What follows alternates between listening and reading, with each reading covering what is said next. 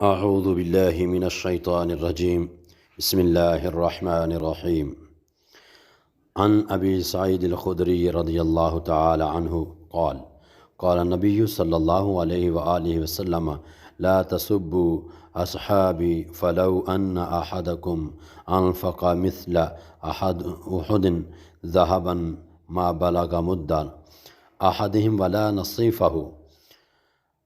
حضرت سیدنا ابو سعید خدری رضی اللہ تعالی عنہ فرماتے ہیں کہ نبی کریم صلی اللہ علیہ وآلہ وسلم نے ارشاد فرمایا، میرے اصحاب کو برا بھلا مت کہو۔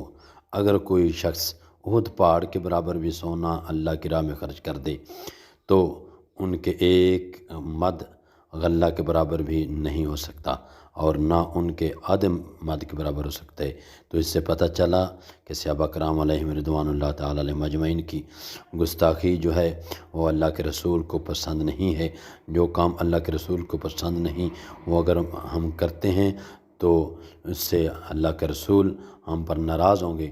اگر ہم پر اللہ کے رسول ناراض ہو گئے تو اللہ پاک ناراض ہوگا۔ تو اسی لیے صحابہ کرام کسی صحابی کی بھی گستاخی جو ہے وہ مسلک اہل سنت والجماعت میں جائز نہیں ہے، اور جو کرے گا وہ اس کی سزا پائے گا۔